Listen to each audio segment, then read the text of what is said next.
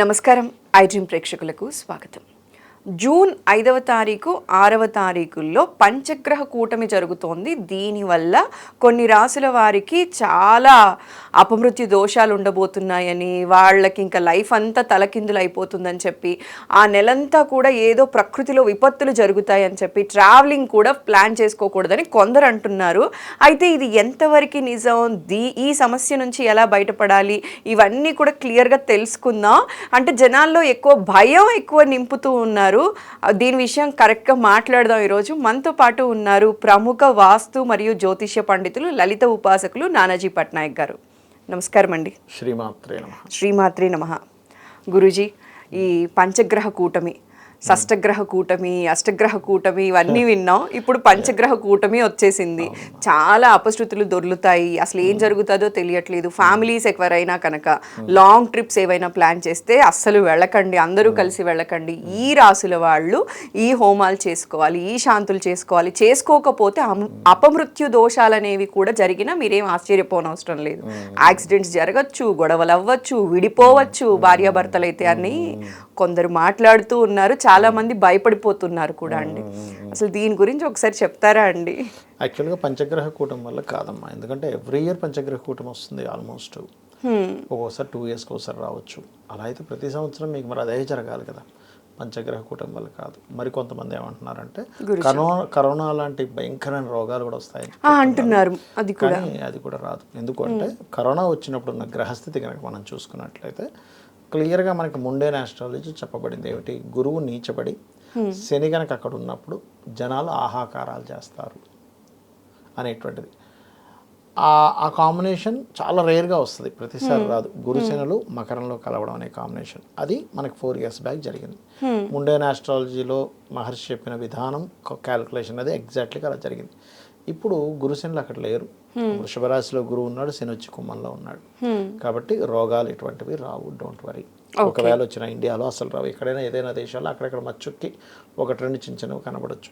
అప్పట్లాగా ఏదో లాక్డౌన్లు అయిపోవడము, రోగాలు రావడము, అన్నీ క్లోజ్ అయిపోవడము, అప్పుడే పాపం ఎవరో బిజినెస్లు పెట్టుకున్నవారు అయ్యో ఇప్పుడు ఇంత ఖర్చు పెట్టాము క్లోజ్ అయిపోయిందని కూడా ఇట్లాంటివి ఏమీ జరగవు. Don't worry. వినడానికైతే నిజంగా చాలా ప్రశాంతంగా ఉందండి. ఎందుకంటే ఆ టైటిల్స్ చూసిన తర్వాత ఈ రాశి వాళ్ళు జాగ్రత్తగా ఉండండి, ఈ రాశి వాళ్ళకి ఇది జరగబోతోంది అన్నప్పుడు మన రాసి ఉందా అని చూసుకున్న వాళ్ళు కూడా చాలా మందే ఉన్నారండి. అయితే రాశికి కొంత ఎఫెక్ట్, 5 to 10% ఎఫెక్ట్ కొంత ఉంటుంది. కానీ భయంకరంగా రోగాలు వచ్చేస్తున్నాయి అనేటువంటిది కాదు. అది పంచగ్రహ కూటమి వల్ల కాదు. ఎందుకు అంటున్నానంటే పంచగ్రహ కూటమి ఇప్పుడు ఈ సంవత్సరం ఈ 5-6 తేదీల్లో వృషభ రాశిలో ఉంటే మీకు నెక్స్ట్ ఇయర్ ఏప్రిల్ ఎండింగ్ టైంలో మీన రాశిలో పంచగ్రహ కూటమి జరగబోతుంది.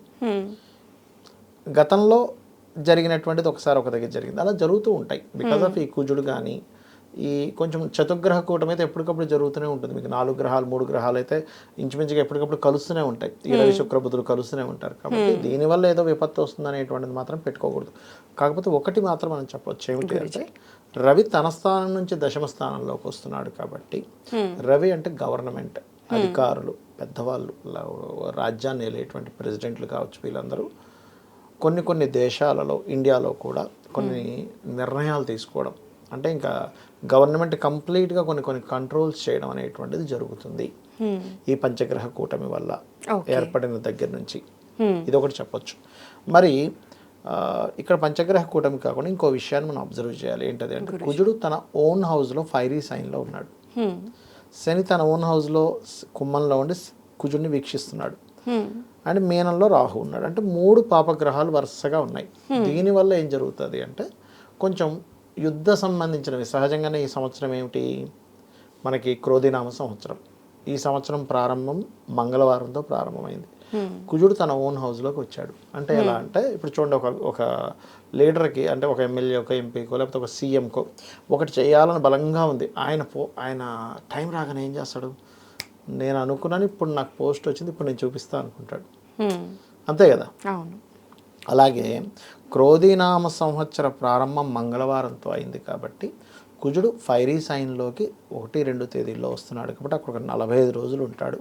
ఆ 45 రోజుల్లో ప్రత్యేకంగా ఒక జూన్ మిడిల్ వరకు కూడా పర్టికులర్గా శని దృష్టి ఉండి జూన్ మిడిల్ నుంచి మళ్ళీ వక్రిస్తాడు శని దృష్టి.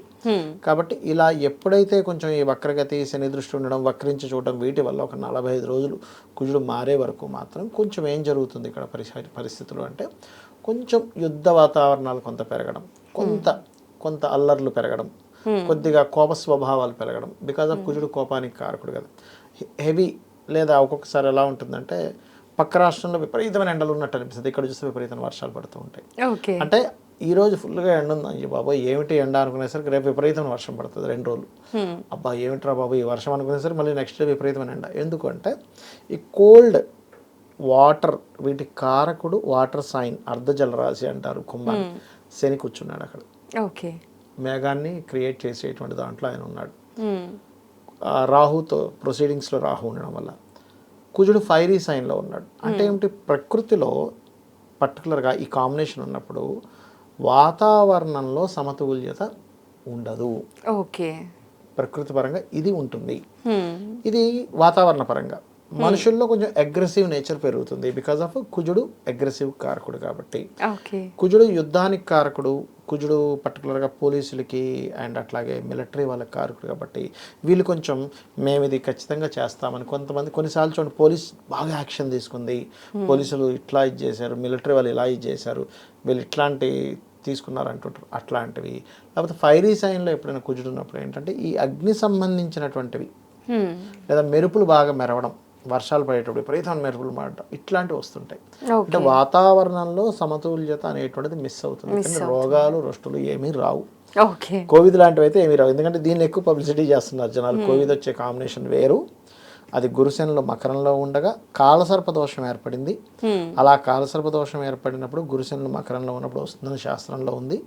ఇప్పుడు కోవిదులు గీవిదులు ఏమీ రావు ఇప్పుడు. అయితే గురూజీ తెలుసో తెలియకో ఇప్పుడు ఈ కూటమి జరగటం వల్ల ఏదో ఒకటి లైక్ మనశ్శాంతి లేకపోవడం, కోపంగా అగ్రెసివ్గా ఉండటం అనేది జరగచ్చు అని అన్నారు. కాదు, శని కుజుల వల్ల నేను చెప్పేది. ఓకే, అంటే మనం ఏం చేస్తున్నామంటే తలనొప్పి వచ్చింది లేకపోతే మోకాళ్ళు ఏదో లాగుతున్నాయి, మనం తలకి ఆపరేషన్ చేస్తున్నాం. ఓకే, ఇక్కడ ఇబ్బంది ఉంటే ఇక్కడ చేస్తున్నాం. నేను అనేది ఏంటంటే ఈ పంచగ్రహ కూటమి ప్రతి సంవత్సరం 4 గ్రహాలు 5 గ్రహాలు కలుస్తూనే ఉంటాయమ్మా. అయితే ప్రతి సంవత్సరం ఇలాగే అవ్వాలిగా, ప్రతి రోగం రావాలిగా. అయితే ఈ పంచగ్రహ కూటమి వల్ల ఏదో జరగబోతోంది అని చెప్పి లక్షలకి లక్షలు వేలకి వేళ్ళు ఖర్చు పెట్టి ఏ పరిహారాలు కూడా ఎవరు చేసుకోని అవసరం లేదు. మీరు ఒకవేళ ఇప్పుడు ఈ కాంబినేషన్ ఉంది కదా, ఇది శని కుజుల వీక్షణ వల్ల కొంచెం అల్లర్లు, మనం ఎక్కడికైనా వెళ్ళి అక్కడ ఇరుక్కోకుండా ఉండాలి అంటే చండీ హోమం అంటే చండీ వినొచ్చు పారాయణం చేయించుకునే స్తోమతుంది. అంటే నేను చండీ చేసుకుంటే తప్పేం కాదు, అమ్మవారికే కదా. చండీ చేయడం వల్ల ఏంటంటే ప్రకృతికి మంచిది, వర్షాలు సకాలంలో పడతాయి. ఇప్పుడు మనం చేసే హోమం వల్ల మనకు ఒక్కరికే కాకుండా ప్రకృతికి మంచిది, జనాలకు మంచిది. నీ దగ్గర డబ్బులు ఉంటే చేయించుకో, అప్పు చేసేసి ఎక్కడి నుంచో తెచ్చేసి బంగారం అమ్మేసి నువ్వు చేయాల్సిన పని లేదు. చాలా మంచి మాట చెప్పారండి. ఇది చెప్పాలి అన్నదే నా ఉద్దేశం సార్. యాక్చువల్లీ చాలా మంది జాతక దోషాలని అదని ఇదని అంటే వినొచ్చు, వాళ్ళ దగ్గర డబ్బులు ఉంటే చేయించుకోవడంలో ఎటువంటి తప్పు లేదు సార్.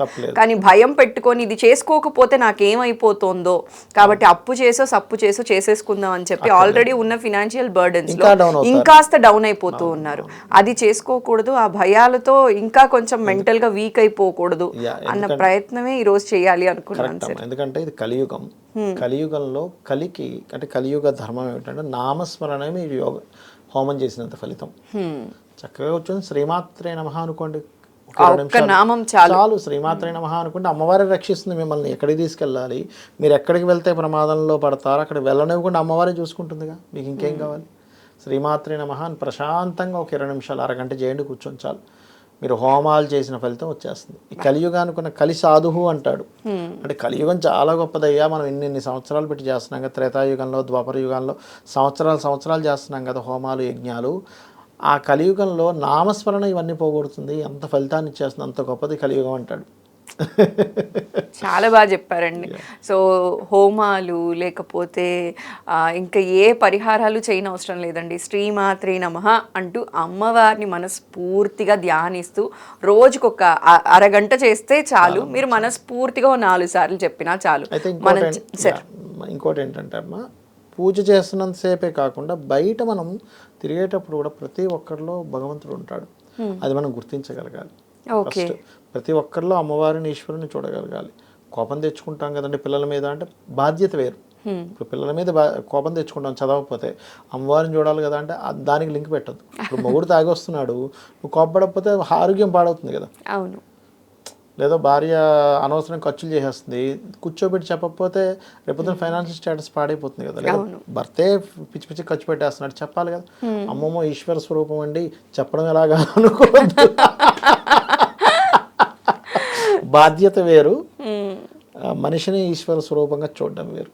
సో నామాన్ని మనస్ఫూర్తిగా చేసుకున్నా కూడా ప్రతి ఒక్కరిలో అమ్మవారిని చూస్తూ ప్రశాంతంగా ఉండగలిగితే కనుక ఇటువంటివి ఏవి మన దరి చేరవు, మనం అలాంటి సమస్యల్లో పడకూడదు కూడా.